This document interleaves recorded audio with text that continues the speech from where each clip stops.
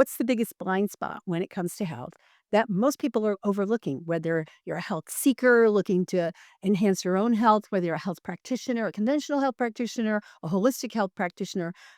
Eyesight is actually the biggest blind spot that we have in our practices. And I'm so excited today because I have in my presence, in person, live and in the flesh, I have the holistic vision coach, Claudia Muehlenweg. She is the founder of the Naturally Clear Vision Institute. She has trained thousands of people to improve their eyesight, not just to improve their eyesight, but many to throw away their glasses and no longer need them. And I'm excited to have her here to talk to you about some strategies, but also how eye health contributes to overall body health.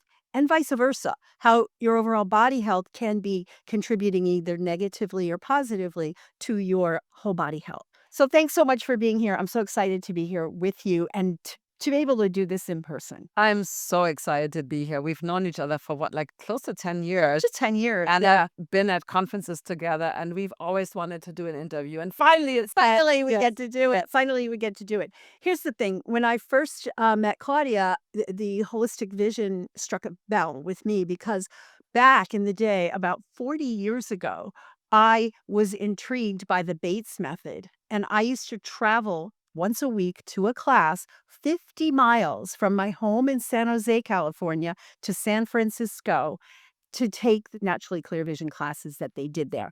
And I was able to go from being unable to see the big E on the eye chart to being able to drive during bright daylight without glasses, right? I got my vision down to 20/40-ish without glasses. So the processes work.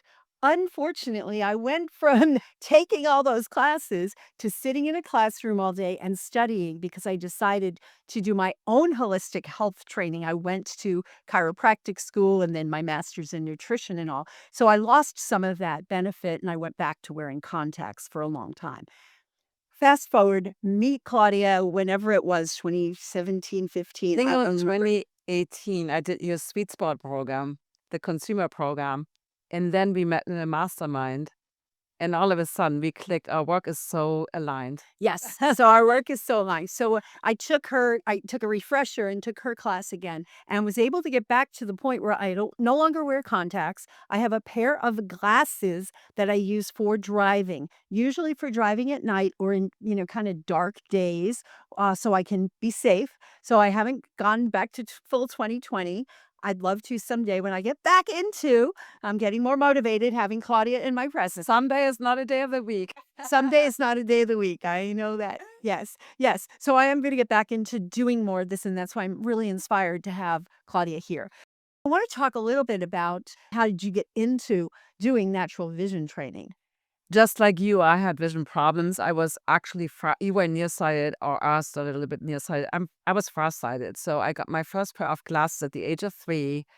I don't remember that, but I remember my first day of school, and that's actually a photo. My dad was an avid photographer, and I sat there, the only kid. Now I'm born in the '60s. I was the only kid, and like you see me like really deer in the headlights, scared with the glasses on. And I was bullied, I was teased, I was miserable. I didn't have any friends. And so I decided from an early age on, I don't want to tell the whole story, but basically I got out of classes around age 15. And in hindsight, I realized I played handball. The only reason they had me on the team because they needed more girls, because I had depth perception problems. I couldn't throw I was the worst player. They just needed more body on the more bodies on the field.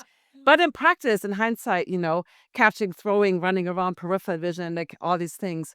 And then the doctor told me at 15, your eyes are normal. I was like, what? And all of a sudden, freedom from glasses. Yeah. Voice would say, you have beautiful cat eyes.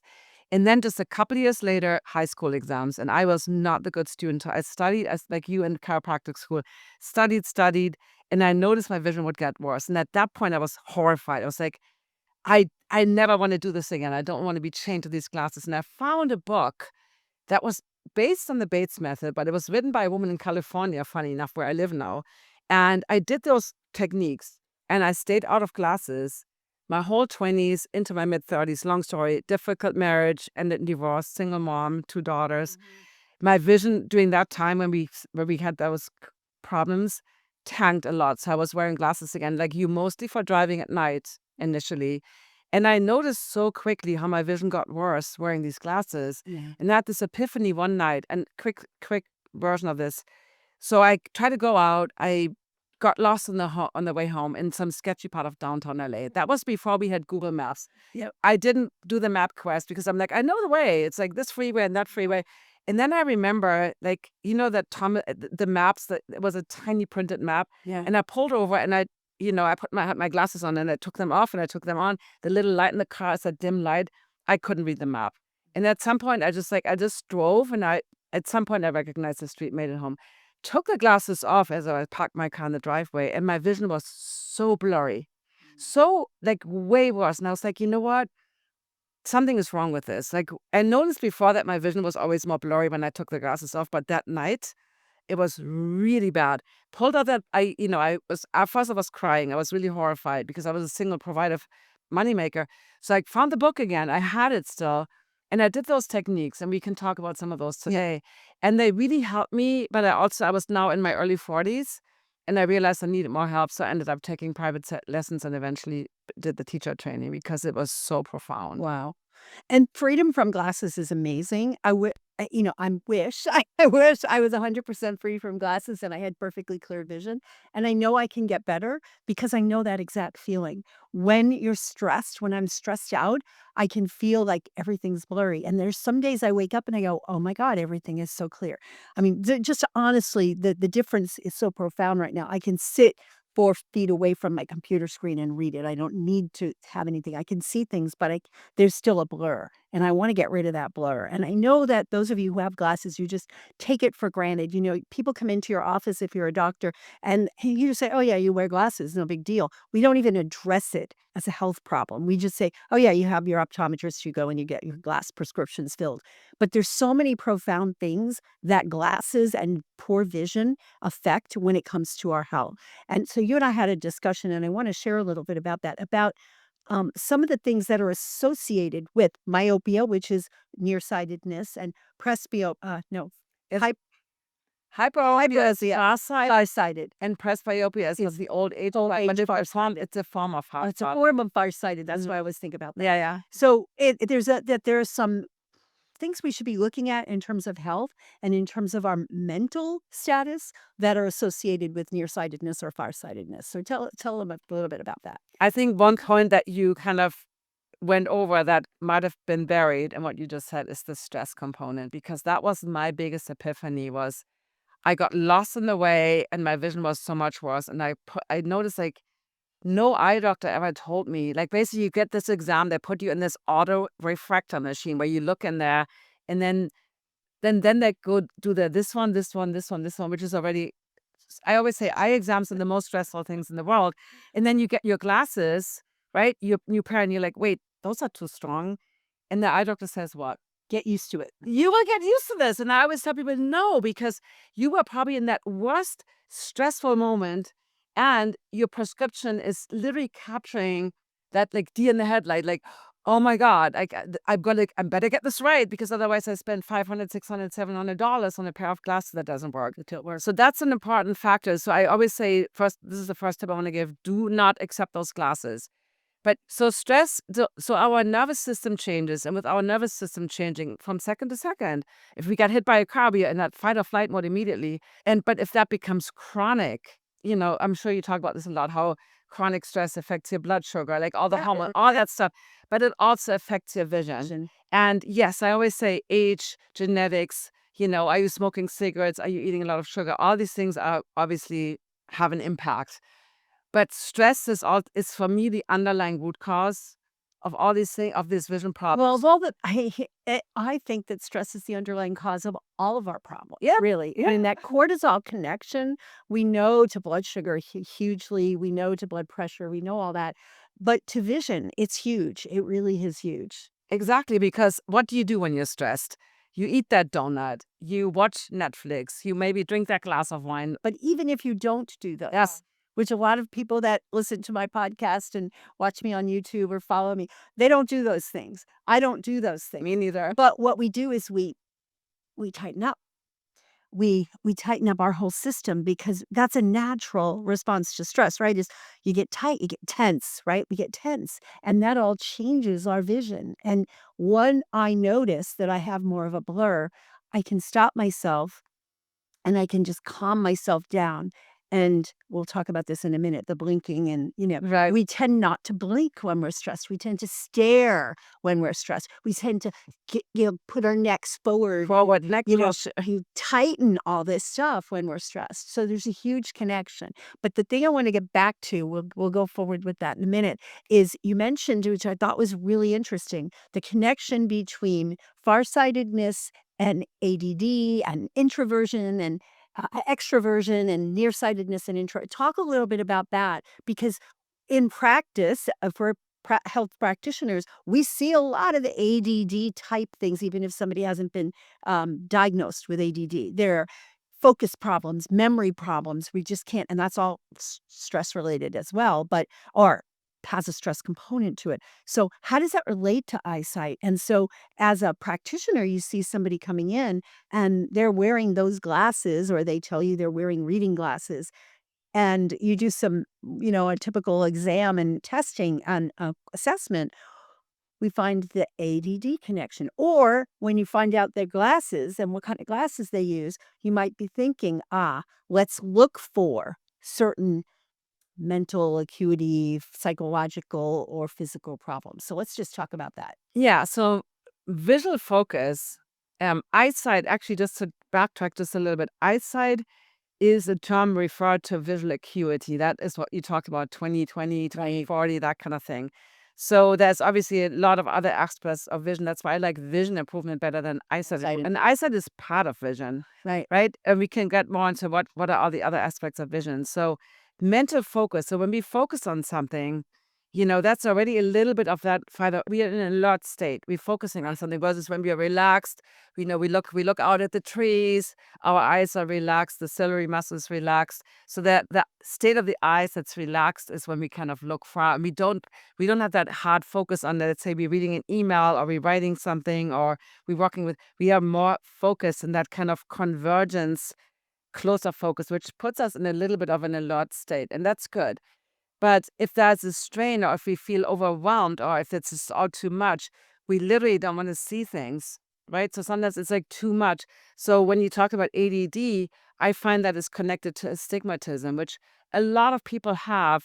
And it's anatomically complicated to describe. It's mostly a corneal thing. It's related to the tension of the six outer eye muscles being uneven. But there is this idea of, oh, I can so good at multitasking. I can do all these things. But then you're not really focusing on one thing. So ADD is this kind of like in astigmatism, you literally have different focal points in your retina, and that's why you have that blurriness, like the double moons or like the triple moon or the Yeah. building of the people often say double vision, which is different from actually double vision caused by your two eyes not working together. So it's that shadow. That haze around like the traffic lights at night. Yeah, yeah. Exactly. So astigmatism has that kind of like ADD. You literally like not focus. You're just jumping around mentally. So the mental focus and the visual focus are connected because you know how sometimes you walk around, but you're mentally like totally zoned out. You think about what you're gonna cook for dinner. So and they're like, oh, there was a mailbox on my way. Like you because we don't pay attention. Right. So that's one thing I think very important to connect that how are we the glasses can sometimes create this sharpness for us, but we're mentally not really focused, and that can actually cause a disconnect between what you're looking at, what you're processing, because we see in the brain. We can talk about this too. We don't actually see in the eyes. We see in the brain. And so, that's why what we perceive Yeah. is different than what the light rays that get projected on the retina is not what we see. Right. You know? Exactly. Yeah. Exactly. So there's the mechanical aspect of vision, but then there's the mind, the whole neurologic aspect. Yeah, what you perceive. And I always like to come back to that. 10 years ago, there was this blue and black dress. Remember that photo that went around on Facebook that was viral? And people were like, no, it's gold and white. And there was this heated debate. No, you're wrong. No, you're right. And this was all based on, they later found out it was a low res photo, a cell phone shot of a dress of a bridesmaid or something. But you assume when you look at that photo, you assume, is it taken outside? Is it taken inside? Is this in the shadow? Is she standing in the light? And based on all these, that's why visual illusions are a great way to improve your visual illusions are fun because the brain gets so easily tricked. And Yeah. then what we think is the right answer, we're like, that's the truth. When in fact, it's our own perception based on assumptions that we make about something, based on our experiences in the past, our memories. Yeah. So that's really how we see is based on all these things, not just on the physical light rays falling on the retina. And remember, on the this from school biology, on the retina, the image is upside down. That's right. So That's and then we flip. So we naturally so flip. seeing is really just is more than just that physical aspect. I think Yes. that's what eye doctors. I mean, I say eye doctors are super important. Please get your eyes checked. Yeah. We will talk about eye health in a moment, but just the aspect of how we actually perceive or see is way more complicated than just Than just the mechanical aspect and the visual of light acuity of falling on yeah, and all that. yeah. And we can help that. Okay, so we started out talking about the blind spot, right? It's a blind spot in health, in holistic health, but in health in general, as the eyes are just there. Everybody has bad eyes. What is it? What is the percentage of people who wear glasses in this Western world? Like, very high. It gets worse and worse, and so myopia, which is nearsightedness, is really an epidemic.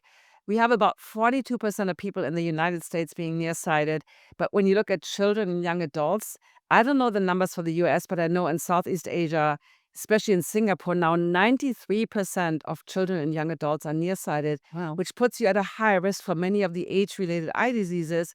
And so the trend is going up. So nearsightedness is when you do not see the distance clearly, but you can read up close pretty well. We spend so much time looking up close. Like computers Right. and well, Yeah. books not as much even anymore, but screens. Right, screens, exactly. And then the pressure, there's also the pressure, especially in Asia, on children to be academically like, so it's not just and we can talk about this, is of course for the eyes to look up close is like I talked a little bit earlier. The convergence is a little bit of a muscular effort. So you're automatically a little bit in that alert. It's like, it's not bad stress at that point, but you're in a little bit of a like sympathetic state when you're focusing up close versus when you just let your eyes relax, right? Mhm. So, but there's also that pressure when that's college myopia, right? It's like you have to pass that test. You have to like, That's right. you have like, you don't sleep well. I mean, it's all these things rolled into this toxic cocktail, but we do see an epidemic. And we can also talk about presbyopia. The old age side is when you need the reading glasses. You're like, I can't read that small print. You're holding things. The arms are too The arms are too short. so, which is a common thing, but it's also avoidable. It's like, because some people don't get it. Like, why do some people not get it, right? So we can. Very few people don't get it though. That's the That's thing. true. So that's why it's considered it's unavoidable. And people just think it's like wrinkles, right? No matter how healthy you are and how much water you drink and all that, we inevitably get wrinkles. I don't think I've ever seen a 90-year-old person without wrinkles unless they've had all that face job done. So it's not you're saying it's not inevitable to need reading glasses. I always agree with this. I say, listen, guys, we get wrinkles, we age, we can't, and you know that the theory is that the lens, you usually hear the lens gets stiffer, but it's more like it grows additional layers. So it makes it a little bit harder to focus up close. So we do lose, I think as children, we have about 60 diopters of the lens has incredible focusing powers. We also have the length of the eyeball. So when you think of the old fashioned cameras, right? We had The big long the long, so the length of the camera and the lens produce the image. So yes, the eyeball does change. But again, Mm. perception is also because we have people with the same, let's say -3 myopia, whatever it is. Why do some people read the eye chart like 3 lines further down?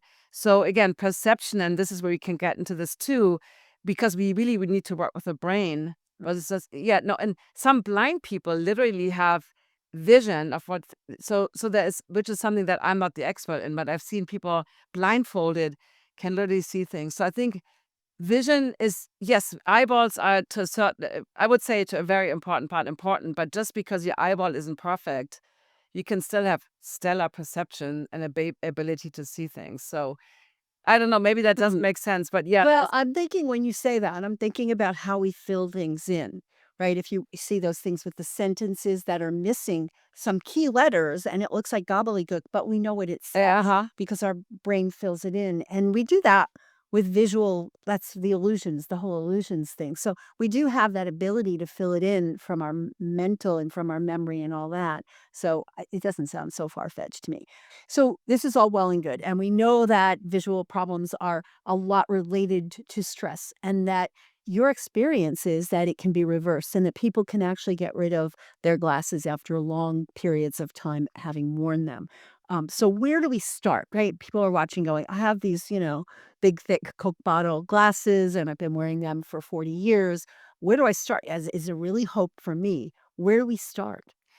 First of all, I do want to say I never say reverse because we don't never know. But what I say, we can always improve. Prove. So we start with, I like to always ask everybody this. When you got your first pair of glasses or when you first notice your vision getting more blurry, a year or two before, what was going on in your life? Mm. More often than not, there was something. It could be an adverse childhood event, like I was bullied and teased. It could be a loved one dying, parents divorcing, when you college. Like there's usually some kind of extreme stressor that was kind of the catalyst that ignited Yeah. that thing. So that is good to connect with too, because a lot of times it could be emotional root causes that got you into glasses in the first place. And now you had that forced upon clarity on your eyes, which your brain wasn't really handling. Your nervous system wanted to protect you from all the scary stuff, and it blotted out so that you don't have to deal. Now you're like, now you have to deal with it. So that's a little side note. But in terms of getting started, it's like, so think about that a little bit. I think that's important to think about what was going on in your life. And if you got them at a young age like me, I do not Yeah. remember I what was was that. 8, I think 7 or 8. Yeah, I don't sometimes and if you nothing comes up, that's fine, don't worry. But with glasses, you have to, without going into a whole session on optics and lenses, glasses are the strength of glasses is measured in diopters, just like our body weight is pounds or kilos or length in centimeters or what is it, inches here. Um, but so diopters is the strength of the glasses, but diopters are related to a specific distance. Everybody that starts with reading glasses knows when they put the reading glasses on, the plus 1.5 to read, and you look up, everything is blurry. So you immediately know you take them off. It's just correcting for Right. distance. Or a nearsighted person, usually you see them, reading the newspaper. Or sometimes when I used to be in Europe in the trains, and the glasses on their top because they can see well without glasses up close, but then for fun. So you already get the idea that those glasses are really just for one distance. Now, what I see is then as you get older, you get bifocals, varifocals, progressives Yeah. that have different diopters in different part of the lens. But here's the problem with these glasses. They make the assumption when you look straight, you look far. Let's say I would wear those glasses now, but I want to see clearly. So be sitting pretty close. So I would have to do this to look through the lower part of the lens. And you see people on Zoom calls or on computers like this because it's pretty close. So they want the diopters for the near vision. And so you do all kinds of weird head postures, which is related to astigmatism, neck tension, forward, like, oh, you used to be a chiropractor. I mean, it's so many problems when it comes to the head posture, right? So I always get everybody out of those glasses. And then I'm like, what do you really need glasses for? So maybe you are nearsighted and like you can go on a hike without them, and you have to be safe. I don't want anybody to do something like, oh, it's okay. You don't want to be in a totally blurry world because again, what does the brain do? It's all blurry. I'm checking out. Right. Exactly. I'm focusing on like, what am I going to make for dinner? So don't live in a totally, that's not the point. But you can be just a hair undercorrected. For driving, always safety first. I always tell people for driving, please, wear your prescription glasses.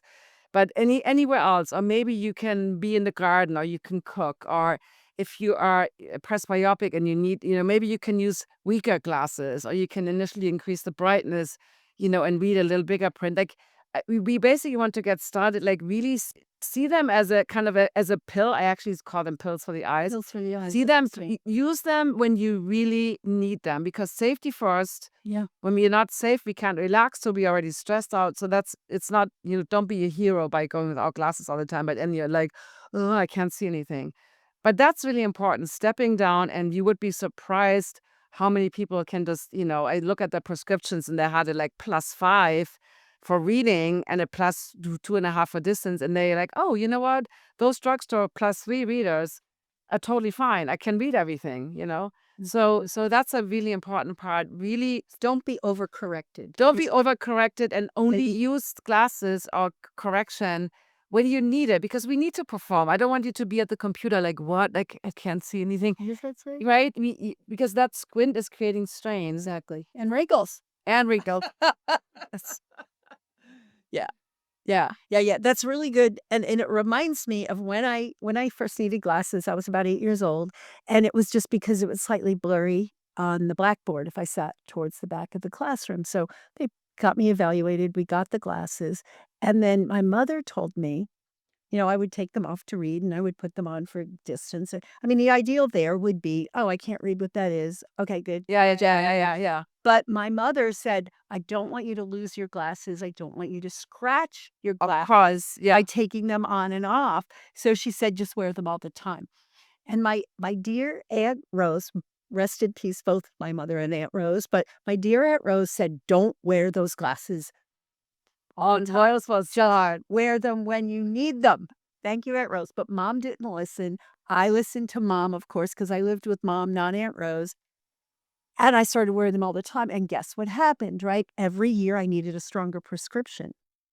Every year because I'm wearing them for reading and I don't need them and for that's a reading. huge strain. And then so the distance vision got worse and worse because yeah. So over time, it got to the point where I couldn't even read the big E on the chart.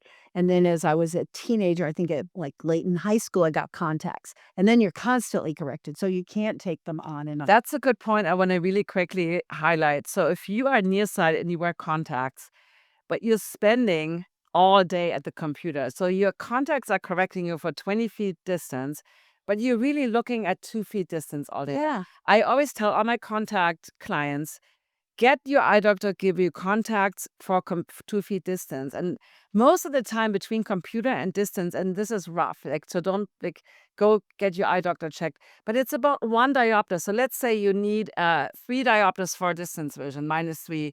For the computer, you probably need something about -2, so a little less. So wear the -2, and then when you're driving, you put some inexpensive -1 on top, so that basically now you're good to go. So that way you're not because you're straining your eyes, and many optometrists say the same thing. When you're nearsighted and you have that full strength, correction for far distance vision, when you're looking up close, you can do it when you're younger. And guess what? When you get older, your system is overwhelmed, and it creates so much excessive convergence effort on the eyes that it really ruins your vision. So don't do that, guys, when you're nearsighted, if you wear contacts. If you're a driver and you drive all day, yes, that's different. Yeah. That's But if right. you spend, most of us spend a lot of time up at the Right. close-up point. Right. And for me, even when I use them for driving at night or in a dark, well, usually just let's say I use them for driving. But as I'm driving, and then, we stop at a light or you'll see me take them off, right? To look or to talk or what. I just on and off because I don't like wearing them all the time. And I don't like having a distance vision when I'm looking at something up close. The other problem is so nearsighted lenses kind of make everything smaller, right? Yeah. And you get that tunnel vision because you think everybody that wears glasses, also if you're farsighted, you have this concept of everything is sharp behind the glasses and everything out there is like you don't ignore because that stuff is not important. The anatomy of the eye, and we can talk more about that, it's like nobody has good vision in the peripheral field. So the glasses are often causing, and especially in traffic, peripheral vision is so important. You might not see that bicyclist or that pedestrian. Or that, Yeah. and nearsighted lenses kind of have a virtual focal point. They make everything smaller. So they create a distortion. That's when people first get lenses. Your whole spatial understanding is actually screwed up with lenses. So that's a whole nother thing. I mean, the brain is amazing. It gets used to the good and the bad stuff. Yeah. So it does get used to it eventually, but initially, so that's why I think what you're doing is really smart. Obviously, taking them, you have to obviously make sure both hands on the wheel. Oh, yeah, yeah, yeah. I'm not doing it while I'm driving, but, oh, yeah. And oftentimes, if I'm driving during this bright daylight, I'm in my own neighborhood. I don't need them because, it's usually what I need them is to see the signs and to be able to distinguish. So if I'm in an uncomfortable neighborhood, first of all, you're more stressed because you don't know your way Your around. acuity will already be worse when you're right. Yeah. Yeah, yeah, yeah, yeah. So it's when I'm in not if I'm just driving in my own neighborhood, I don't need glasses, right? I just I know my neighborhood. I know where I need to turn. Be safe, pay attention to all the things on the Yeah. road. I see people, like, staring at the road and, and then all the stuff here is And like, then you're making your vision worse, right? And you're making your driving worse and it's unsafe. Yeah, I totally get that. Totally get that. So we're all over the map here. So I want to just come up and bring us back to some focus. If you're a practitioner who's watching us on our podcast, where we mostly get practitioners watching, or on our YouTube channel, what I'm talking about is being really conscious when people come in. Don't just ask them about their fatigue and about their thyroid, about their blood sugar and all this stuff, and really focus on that. Really pay attention to, are they wearing glasses? Do they have presbyopia? Do they have astigmatism? Ask those questions so you can help. And what are some of the things that a practitioner who's not an optometrist and not an ophthalmologist, that's not their primary focus? What are some of the things we can tell people, or ask people, or suggest that people do to help improve their vision and its effects on the rest of their body? I think it's just a great way when you do an intake and find Yeah. out what, like, when did you first get your glasses? Like, what was going on? Like, because that would be another piece for your Sherlock Holmes deduction, because vision is often affected, and eye doctors will tell you this. You often find other diseases in the eyes first. But again, maybe if you're a practitioner, you're probably asking them about traumatic events, about stress in their life. So you can just add the vision as a puzzle piece to that. Finding out, did they have any learning disabilities? Often it's like the chicken and the egg. I'm not an expert in learning disabilities, but there is like dyslexia, and sometimes people will get glasses when it really isn't a vision, but it's like the brain not understanding, like, those Yeah. things. But sometimes it could be the vision, and then are labeled as learning disabilities when it's really visual problems. So it's like, I think, getting really curious about their vision, their glasses. How do they how do they feel about themselves too? And we touched a little bit on the emotional mental aspects with the ADD, but with nearsightedness, I see there is a more of a sense. Nearsighted people are always thinking about the future, so there's more of that worst case scenario, fear, anxiety is usually really high with nearsighted folks, versus farsighted people that see better in the far distance but not so well up close. There's more that anger and frustration and pushing out, and those kind of behaviors. So look at that. Maybe the liver is affected. Is that person also farsighted? Like, so, from Chinese medicine, Right, right. eye diseases with cataracts, which is a clouding of the lens, which is highly related to blood sugar imbalances and diabetes, but also heavy metals, steroid use. But, Louise Hay, and I love what she teaches. She talks about the dark future. There's no joy in my life. So why do people get cataracts in their 60s? They retire, maybe the empty nest. What now? Right? Yeah, yeah, So when you look at all these things, don't see the calorie as just, it is connected to, obviously, like I said, blood sugar and all these things. But is there also an emotional piece? yeah. And glaucoma is when you lose your peripheral vision. It's an optic nerve disease that's usually related in most cases to elevated intraocular pressure. Right. There's also normal pressure. That's the people with low blood pressure. Basically, the optic nerve doesn't get enough nutrients, or the pressure is so high that there's so much pressure on the nerve. But those are the pressure cooker people that straight, like, all the ducks have to be in a row, Right. and so look at all these things too, not just at, like, is there anything connected to that emotional state as well? Yeah. So there's a lot of interactions both ways, with the visual problems affecting the overall health, but also overall health affecting the visual problems. And we, as practitioners, we need to be the detectives of Sherlock Holmes and help people to figure it out, because most it's so overlooked, right? It's just, oh, you have a prescription, great, great, great. Oh, you have high blood pressure, here's your prescription, and send you on your way. If you're watching this, it's because you're interested in something different, and you're interested in something more, and really understanding root causes with people. So, eye diseases, I just want to mention, as we're you mentioned blood sugar and the effects on cataracts, but the blood sugar also has an effect on retina. So we've heard of diabetic retinopathy. You don't have to be a diagnosed diabetic to have retinopathy. And that's a reason for having a full eye exam. I remember having somebody in our blood sugar balancing program years ago, our sweet spot program, and she had gone to the eye doctor to get her prescription, refilled or whatever. And the doctor said, "You better get your diabetes under control." And she goes, "Diabetes, you're confusing me. My husband's the one with diabetes. I don't have diabetes." And he says, "Well, your eyes sure have diabetes." right? So she'd had no signs. She'd been checked out. Her practitioner, her primary care said, "You don't have diabetes." So she comes in and we do this very unique kind of testing where I call it pre-insulin resistance. So it's not even insulin resistance where you could diagnose it from blood sugar. Perfectly fine fasting blood sugar, but she found that when she ate certain foods, her blood sugar was peaking. When she got stressed in a certain way, her blood sugar was going crazy. That was already affecting her vision. So my focus is a big focus on metabolic health and getting your blood sugars and your insulin levels under control. That's going to affect your eyes, and you may not know it. Another person that came to us, he had retinopathies and he had not been diagnosed as even insulin resistant. Through our process, he figured himself out that he had insulin resistance and his A1C was high and his insulin was high, but his fasting blood sugar was still low, was still normal. So, that's where I say all these things are overlooked. It's the same way poor metabolic health, blood sugar imbalance is completely overlooked because we're not testing the right ways. We're not asking the right questions. The same thing with eye health, and we're just taking it as a natural course. Oh, I wear glasses. Oh, is it nearsighted or farsighted? Oh, okay. But we're not seeing that there's actually ways to help people.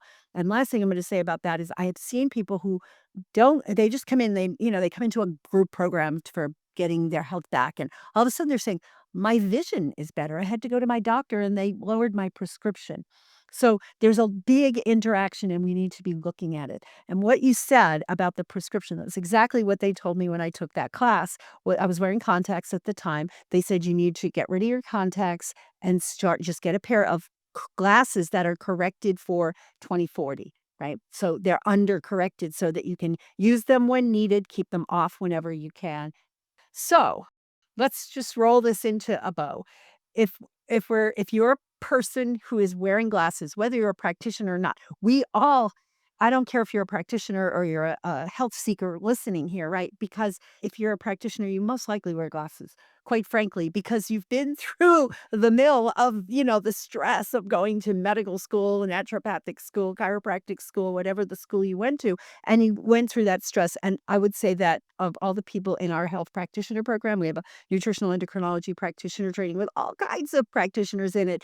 And I would say probably 80% wear glasses, maybe even more if I were to really look at that.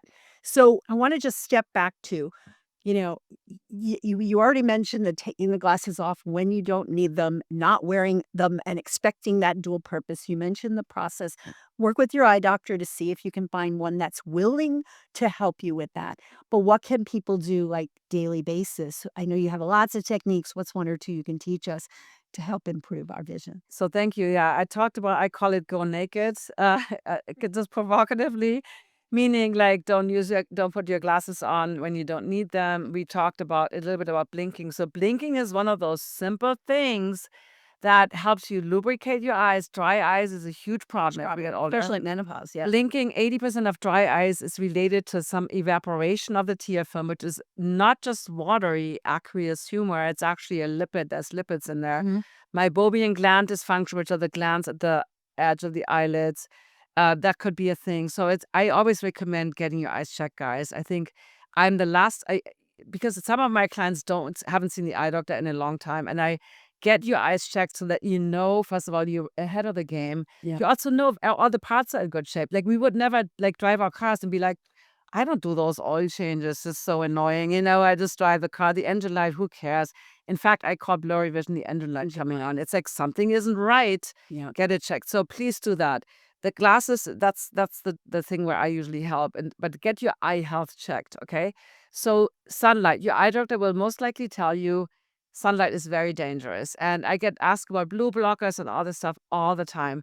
So at sunrise and sunset, there is really no UV. So we want to set the circadian clock. I know this is a big part of what you teach.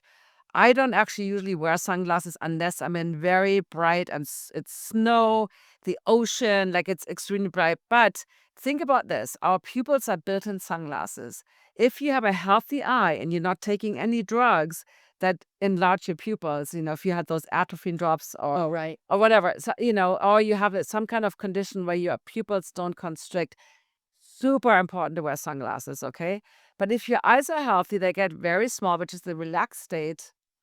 and in bright light. And when it's dark, the pupils open up, right? So we have this internal kind of system. But when we now wear sunglasses all the time, which I used to do, the pupils actually open up behind the sunglasses, and you never your pupillary reaction slows down, and that's a big problem with night driving and headlights. And so when I stop wearing sunglasses, so that's one of my recommendation. But please check with your eye doctor. Sometimes there's certain my favorite blue blocking company has now a new daylight lens that suppresses some of that short length blue light that is not so healthy for us. But we need the blue light in the middle of the day, the good health, because that sets our circadian clock. And natural light has all that talk about red light therapy, which is great. It's all for free in the sunlight, right? And so we need the natural. It's not the same for the windows. That's a question I get too. Nope. Yeah. The windows, most modern windows have all kinds of Yeah. light blocks so for energy and also the light levels. And often I wear a hat or a cap. So that's my next tip. So we go naked, blink, blink, blink, sunlight, and then also close your eyes more often. Just close your eyes. I teach something called palming. Some people call it cupping, where you close your eyes and you cover them with your cupped hands, and you want to relax your shoulders. Take a few deep breaths, and then really what you want to do is bring up a happy memory. So don't think about your shopping list or, like bring up something, and I think you call that a mini vacation. I call it mini vacation. Yeah. Yeah. So maybe go on a mini vacation or think of some person or pet or what place, whatever, where you're like, so you really relax. You can literally take, I call it sometimes pee and palm. Maybe in the bathroom, you put your elbows on your knees, find that mini break. And when you're ready to come back, you keep your eyes closed, slowly move the hands away. So you realize how much light comes into the closed eyelids. And then you take your time. You don't have to rush back. And then I like to 5 quick blinks and 5 gentle squeezes.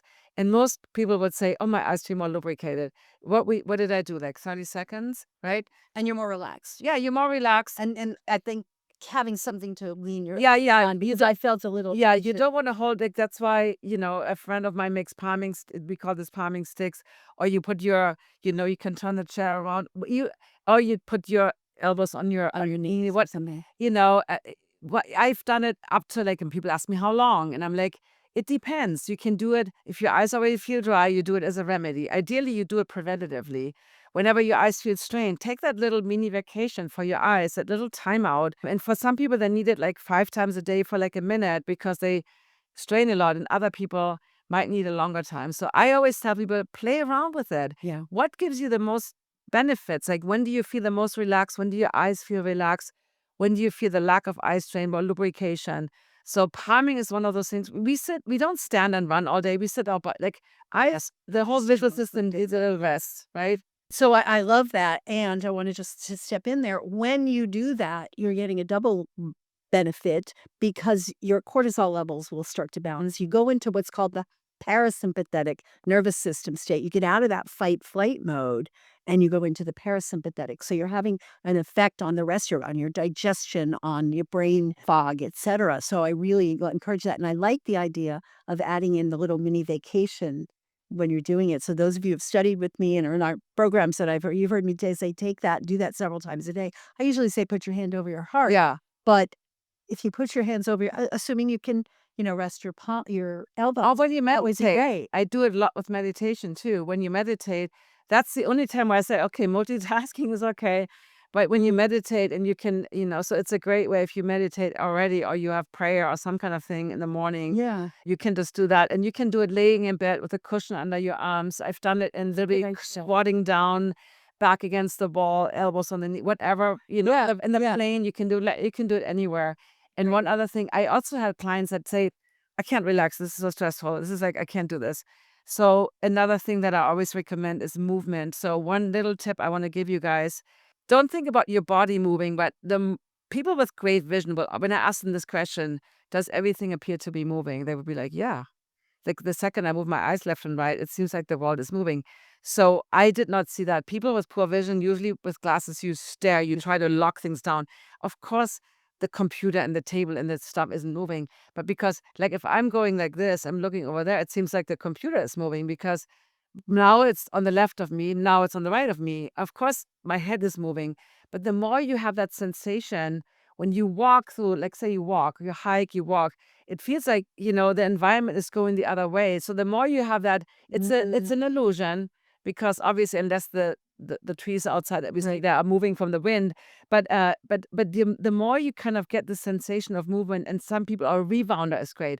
You rebound and you notice as you go up, seems like the room is going down. Yes. Yes. So the more you that for some people they need to do that kind of thing first to relax, and then they can do palming because not everybody is ready to just sit Jump down. right in. Yeah, yeah, yeah. Yeah. Well, like anything else, habits just require repetition to create new habits. If you're used to waking up in the morning and gobbling down the coffee and a donut, then it's a habit. I do the black coffee, so don't judge me, please. But anyway, that's the thing. We have to create it slowly and add the habit to something you already did. Like you said, you're on the toilet. What did you call it? A pee and Pee and palm or the meditation. It's like, and that's where like a tool like a palming stick, which is like, or like any kind of bolster. Sometimes you might have a nice cushy. Find a nice spot. That's also what I recommend. Don't see this as another thing on your long to-do list. But if you have a cushy, like with armrest, sometimes a yoga bolster, yeah, I put that across and then have the feet flat on the floor. You want to feel grounded. yeah. And then just take that little break for yourself. And sometimes if you can't do that, just close your eyes. Like sometimes on Zoom calls, you know, you don't always have to look. Sometimes I'm just like, rest your eyes. In fact, I used to do that as a school kid because I'm not an auditory learner. When I close my eyes, I would be able to retain the information because when my eyes were open, I We was, were getting distracted. but guess the Yeah. teacher told you, pay attention, Claudia, open, so of course, Uh, but I intuitively yeah. closed my eyes because I could listen, I could retain the information better. But yeah, as kids, we're so smart. Kids are so smart. Kids are well, we are, and then we dumb them down by trying to teach them things. Yeah, yeah. Okay. So this has been a lot of information. I know. And I really appreciate you taking the time to be here. And I want to, you to share how people can get. I know you do these challenge, like 5-day, 4-day, whatever challenges periodically to help people guide people through these tracks. So tell us a little bit about that and how people can reach you. Yeah, so I have a free guide called 10 Vision Habits for Menopause and Beyond. So those vision habits are actually good for everybody. Yeah. It's just more like I relate it more to like the loss of close-up vision, the loss of the dry eyes, Right. more common menopausal symptoms, but it doesn't mean if you're a woman that's not in menopause or you're a man, those are really great. So that's a free download. And then several times a year I run a free training because people always tell me, I don't know if it works. I don't believe this. And I always say, see for yourself. So, Don't believe me. Don't believe your eye doctor who's probably going to say it was not going to work. And I have I don't like the word challenge so much, but people get that idea. It's like, yeah. see better in just 4 days. And I do that several times a year. So that's a great way where I do life coaching. You get a little mini training every day. And then we go over those things. And that's a way for people to, oh, I see it work. Because make it work for yourself. I think we had this whole discussion in this current environment, like test things for yourself. Don't just believe some guru. And I also want you to not just believe me, but test it out because, Right. I know it works, but I feel like sometimes we believe too much what other people tell us and deep down, what aligns with you, I think, and obviously learning information, but I'm a big believer of testing things out for yourself, Great. you know. Great. Great. And it's It's called See Better in Just 4 Days. yes. And then the website My website is naturallyclearvision.com. .com. And Okay. I'm known as the Holistic Vision Coach on Instagram and YouTube. There you go. So you can find her on Instagram and YouTube, and she has a Clear Vision Wednesday free live thing every week. So educate yourself, pick what you can, and if you want to go deeper, you can study with Claudia. But there's a lot of information here. There's a lot of information in that download. We'll have the link in the comments and the description and the show notes. For more information about metabolic health and insulin resistance, click on this video over here. And don't forget to like and subscribe and share this video to keep up to date on the latest in metabolic health solutions.